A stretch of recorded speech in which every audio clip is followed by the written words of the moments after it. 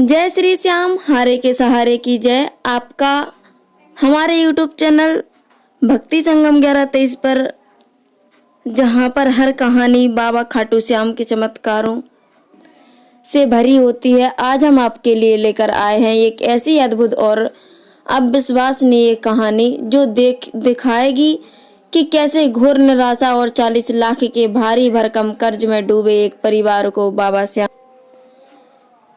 श्याम की असीम कृपा से मुक्ति मिली। यह कहानी आपको बताएगी कि कैसे कपड़े की गांठ ने उनकी किस्मत बदल दी जब उनके पास कोई उम्मीद नहीं बची थी और जीवन में हर तरफ अंधेरा छा चुका था। यह सिर्फ एक चमत्कार नहीं है, यह अटूट विश्वास है, धैर्य और बाबा श्याम की हारे का सहारा देने वाली शक्ति का जीता जागता प्रमाण है। तो अपने दिल को थाम लीजिए, क्योंकि यह कहानी आपके रोंगटे खड़े कर देगी। कहीं मत जाइए और इस पूरी कहानी को अंत तक सुनिए। यकीन मानिए, यह कहानी आपकी आंखों से आंसू और आपके मन में बाबा श्याम के प्रति श्रद्धा भर देगी। अगर पसंद आए तो लाइक करिए, शेयर करिए और अपने ही चैनल सब्सक्राइब करना ना भूलें। कमेंट में जय श्री श्याम लिखना ना भूलें और हमें बताएं कि आप बाबा के इस चमत्कार को कहाँ से सुन रहे हैं। जय श्री श्याम यह कहानी राजस्थान के एक छोटे से लेकिन शांति प्रिय शहर में रहने वाले अशोक जी के परिवार की है। अशोक जी एक सीधे साधे और मेहनती व्यक्ति थे जो अपनी छोटी सी ट्रांसपोर्ट कंपनी चलाकर अपने परिवार का पालन पोषण करते थे।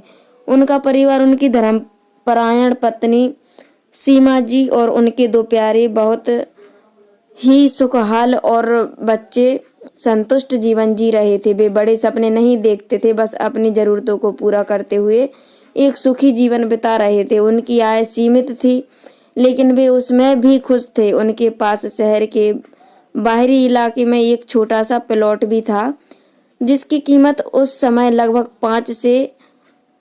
5 रुपए लाख थी। यह प्लॉट उनके लिए भविष्य की एक छोटी सी पूंजी थी, लेकिन नियति को कुछ और ही मंजूर था। जीवन की खुशहाली को नजर लग गई। अशोक जी का ट्रांसपोर्ट कंपनी से अचानक और लगातार नुकसान होने लगा। बाजार में मंदी आ गई थी। ट्रकों की मरम्मत पर बहुत ज्यादा खर्च आने लगा। डीजल के दाम आसमान छू रहे थे और बाजार में बढ़ती प्रतिस्पर्धा ने उनके व्यापार को बुरी तरह प्रभावित किया। नए ग्राहक मिलना मुश्किल हो गया और पुराने ग्राहक भी कम होने लगे। अशोक जी ने अपने व्यापार को बचाने के लिए एक चोटी का जोर लगा दिया, लेकिन उन्हें कोई रास्ता नहीं दिख रहा था। अपने व्यापार को डूबने से बचाने और परिवार का गुजारा चलाने के लिए अशोक जी ने कई जगह से कर्ज लेना शुरू कर दिया। सबसे पहले उन्होंने बैंकों से छोटे लोन लिए, फिर कुछ पुराने रिश्तेदारों से मदद मांगी, लेकिन जब यह सभी रास्ते बंद हो गए और स्थिति और बिगड़ती चली गई तो मजबूरी में उन्हें कुछ प्राइवेट फाइनेंसिंग से ऊंचे ब्याज पर भारी भरकम रकम उधार लेनी पड़ी। उन्हें उम्मीद थी कि यह मंदी जल्द ही खत्म हो जाएगी और उनका व्यापार फिर से पटरी पर आ जाएगा, जिससे वे समय पर सबका कर्ज चुका देंगे। लेकिन उनकी यह उम्मीद पूरी नहीं हुई। परिस्थितियों और भी बदतर होती चली गई। देखते ही देखते उन पर लाखों का कर्ज बढ़ता चला गया। पहले 1 लाख रुपए, फिर 10 लाख रुपए, फिर 20 लाख रुपए और फिर 30 लाख रुपए। एक समय ऐसा आया जब उन पर कुल 40 लाख का पहाड़ जैसा कर्ज हो चुका था। यह रकम उनके लिए एक दुष्प्रभाव बन गई थी। अशोक जी और सीमा जी की रातों की नींद उड़ गई थी। हर सुबह एक नई चिंता और एक नया डर लेकर आती थी।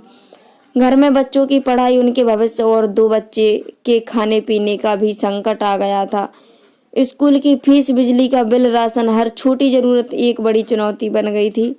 सबसे बुरा तो तब होता था जब लेनदार रोज उनके दरवाजे पर आकर खड़े रहते थे। वे अपमानजनक बातें करते थे, गालियां देते थे और फोन पर लगातार धमकियां आती रहती थी।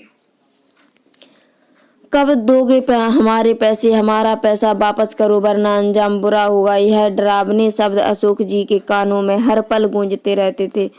अशोक जी जो कभी हंसमुख, आशावादी और सबको हंसाने वाले इंसान थे, अब वे गहरे डिप्रेशन में जा चुके थे। उनका चेहरा उतर गया था, शरीर कमजोर हो गया था और आंखों में एक गहरी अंतहीन उदासी छा गई थी। उन्हें सचमुच समझ नहीं आ रहा था कि वे इस कर्ज से, दलदल से कैसे बाहर निकले। कभी कभी तो उन्हें लगता था कि इस अंतहीन पीड़ा से मुक्ति पाने के लिए खुद को खत्म करना ही एकमात्र रास्ता है। यह विचार उन्हें डराता था, पर फिर अपनी पत्नी सीमा जी की मजबूती, इच्छा शक्ति और अपने मासूम बच्चों का चेहरा देखकर वे हिम्मत जुटा पाते थे। सीमा जी, जो एक धार्मिक और ईश्वर में अटूट विश्वास रखने वाली महिला थी, एक मुश्किल समय में भी अपनी आस्था से भटकी नहीं।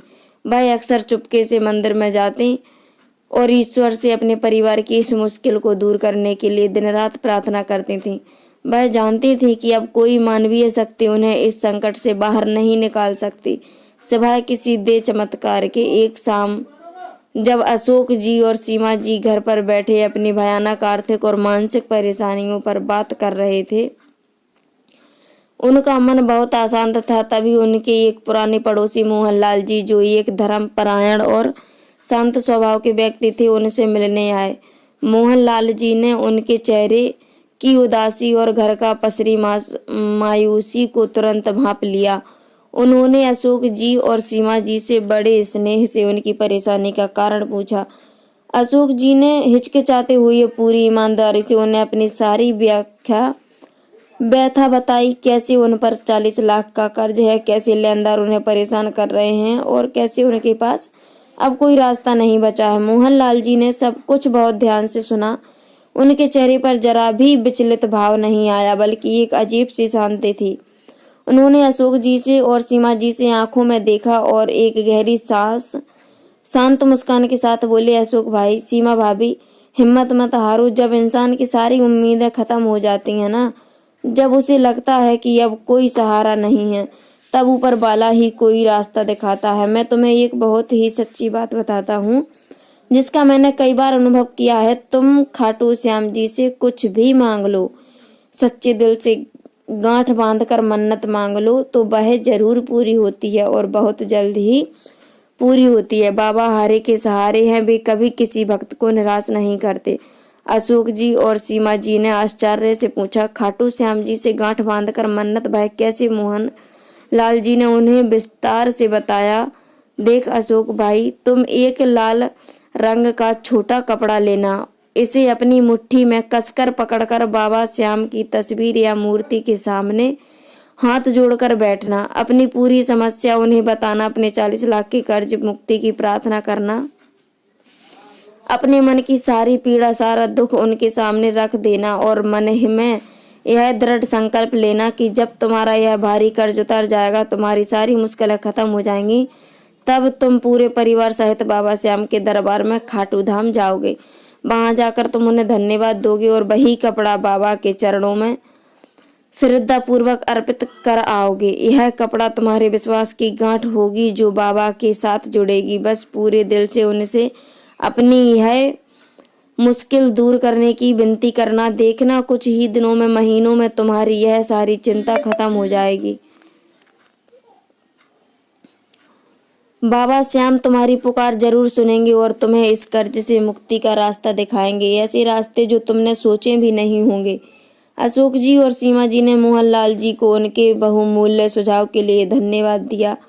अशोक जी, जो निराशा में पूरी तरह डूबे हुए थे, पहले तो इस पर विश्वास नहीं कर पाए। उनके मन में तर्क और विज्ञान की बातें घूम रही थीं। उन्होंने सिर पकड़कर कहा, यह सब क्या अंधविश्वास है? या मोहनलाल जी, 40 लाख का कर्ज सिर्फ एक कपड़े और मन्नत से कैसे उतर सकता है? हमने अपनी पूरी मेहनत लगा दी, सब कुछ करके देख लिया, हर वक्त से निराशा ही मिली है। हर सीमा जी का विश्वास अटूट था। उन्होंने मोहनलाल जी से बातों में आशा की किरण देख ली थी। उन्होंने अशोक जी को समझाया और कहा, देखिए जी, अब कोई रास्ता नहीं है। जब सारी उम्मीदें टूट चुकी हैं, जब हर तरफ से निराशा ही मिली है, तो एक बार यह उपाय करके देखने में क्या हर्ज है? यह उपाय हमें कोई नुकसान तो नहीं पहुंचाएगा, हमारी बच्ची कुछ खुजी पूजी भी बर्बाद नहीं होगी। क्या पता बाबा श्याम ही हमारा आखिरी सहारा हूँ। अशोक जी ने अंततः सीमा जी के दृढ़ विश्वास के आगे हार मान ली, लेकिन उनके मन में अभी भी थोड़ा संदेह था। पर एक छोटी सी उम्मीद दिख रही थी। अगली 11 से सीमा जी ने मोहनलाल जी के बताए अनुसार उपाय शुरू कर दिया। यह सुबह जल्दी उठी, स्नान किया और पूरे मन से पूजा की तैयारी की। उन्होंने एक छोटा लाल कपड़ा लिया और बाबा श्याम की तस्वीर के सामने, जहां उन्होंने एक छोटा सा कपड़ा दीपक जलाया था, बैठ गई। उन्होंने पूरी एकाग्रता के साथ अपनी समस्या बाबा को बताई। उन्होंने मन ही मन 40 लाख के कर्ज से मुक्ति की प्रार्थना की और बाबा को धन्यवाद देने के लिए वही कपड़ा खाटू धाम में अर्पित करने का संकल्प लिया। उनकी आंखों में आंसू थे जो उनकी पीड़ा दर्शा रहे थे, लेकिन उन्हें आंसुओं में अब उम्मीद की नई चमक भी थी। यह प्रक्रिया उन्होंने पूरी श्रद्धा और नियम से हर 11 को वह यह अनुष्ठान करती। पहले कुछ दिनों और 11 तक तो कुछ खास फर्क नहीं पड़ा। लेनदार अभी भी दरवाजे पर आते थे। उनकी बातें कड़वी थीं और आर्थिक तंगी जस की तस बनी हुई थी। अशोक जी का संदेह भी बरकरार था और कभी कभी वे सीमा जी से भी कहते थे कि इन सब से कुछ नहीं होगा, लेकिन सीमा जी ने हार नहीं मानी। उनका विश्वास हर गुजरते दिन और हर 11 के साथ और मजबूत होता गया। वह हर सुबह और बाबा श्याम से प्रार्थना करते कि उनका कर्ज उतर जाए, उनके परिवार को शांति और सुखहाली वापस मिले। वह महसूस करती थी कि हर बार जब वह बाबा से बात करती हैं तो उनके मन का बोझ थोड़ा हल्का हो जाता है। उन्हें एक असीम शांति का अनुभव होने लगा था, मानो बाबा स्वयं उनके साथ हों। घर के माहौल में भी थोड़ी सकारात्मक आने लगी थी। अशोक जी भी अब पहले की तरह हमेशा चिड़चिड़े नहीं रहते थे। और फिर एक दिन वह अकल्पनीय चमत्कार हुआ जिसकी उन्होंने कभी कल्पना भी नहीं की। एक ऐसा चमत्कार जिसने उनके जीवन की दशा ही बदल दी। अशोक जी को उनके मोबाइल पर एक अप्रत्याशित फोन आया। यह फोन किसी प्रॉपर्टी डीलर का था जो एक उनके से छोटे से प्लॉट के बारे में बात करना चाहता था। अशोक जी पहले तो हिचकिचाए क्योंकि वह प्लॉट शहर के काफी बाहर था और उन्हें लगता था कि उसकी कीमत वही 5 से 6 लाख रुपए होगी, जिससे उनका इतना बड़ा कर्ज तो क्या उसका ब्याज भी नहीं उतरने वाला था। उन्होंने सोचा कि शायद कोई ग्राहक सस्ते में खरीदकर फायदा उठाना चाहता होगा, लेकिन डीलर की अगली बात सुनकर अशोक जी के होश उड़ गए। डीलर ने उन्हें बताया कि हाल ही में सरकार ने उस क्षेत्र से एक नया नेशनल हाईवे निकालने का फैसला किया है। और सबसे हैरान करने वाली बात यह थी कि अशोक जी का छोटा सा प्लॉट जो कभी बेमौल लगता था, वह ठीक उस नए हाईवे के किनारे आ रहा था। यह सुनकर अशोक जी की सांसें अटक गईं। डीलर ने उन्हें बताया कि इस सरकारी घोषणा के बाद उस प्लॉट की कीमत रातों रात कई गुना बढ़ गई है। उसकी अनुमानित बाजार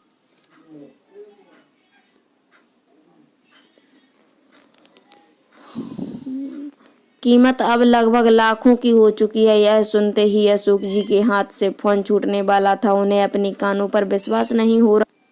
यह तो 40 लाख के कर्ज से कहीं ज्यादा था। यह एक ऐसा अवसर था जो पूरी तरह अप्रत्याशित था और ऐसे समय में आया था जब उन्हें इसकी सबसे ज्यादा जरूरत थी। जब हर तरफ से सारे रास्ते बंद हो चुके थे, अशोक जी ने महसूस किया कि यह कोई महज संयोग नहीं था, कोई किस्मत का खेल नहीं था।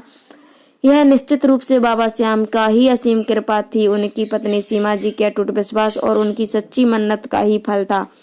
उनके शरीर में एक नई ऊर्जा का संचार हो गया। अशोक जी ने बिना देर किए तुरंत उस प्रॉपर्टी डीलर से मुलाकात की। डीलर ने बताया कि हाईवे परियोजना के कारण ऐसे प्लॉट्स की भारी मांग है। कुछ ही दिनों में बातचीत और कागजी कार्यवाही के बाद उस छोटे से प्लॉट का सौदा 60 लाख में तय हो गया। जो प्लॉट कभी उन्हें बेमाल लगता था, जो कभी उनके किसी काम का नहीं लगता था, आज वह उनके लिए सौभाग्य का द्वार बन गया था जिसने उनके पूरे परिवार की तकदीर बदल दी थी।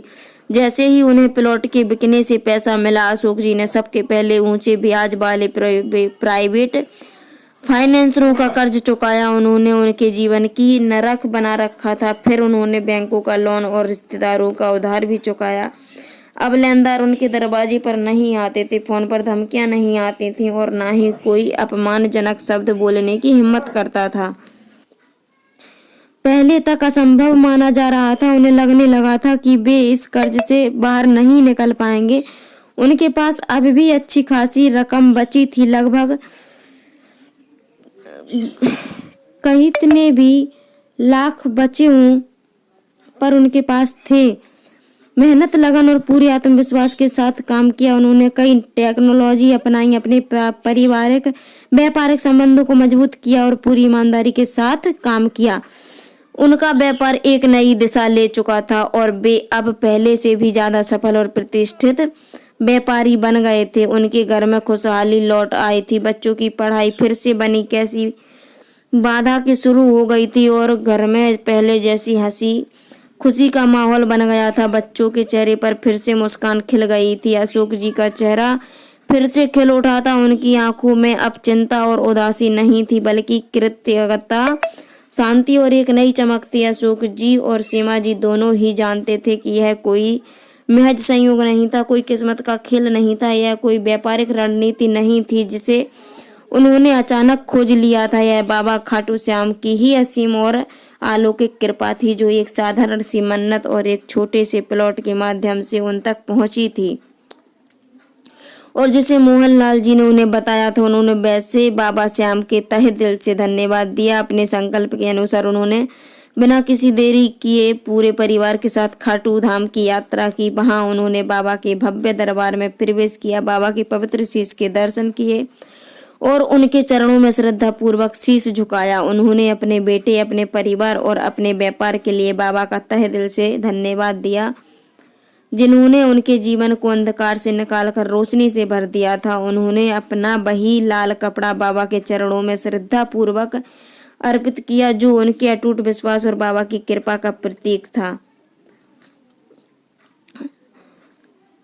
बाबा श्याम आपकी पुकार जरूर सुनेंगे। आप भी अपनी कहानी हमें ईमेल पर शेयर कर सकते हैं और अगर वीडियो पसंद आई तो लाइक, शेयर, सब्सक्राइब जरूर कर लीजिएगा, ताकि ऐसी प्रेरणादायक कहानियां आपको मिलती रहें। अगली बार फिर मिलेंगे ऐसी ही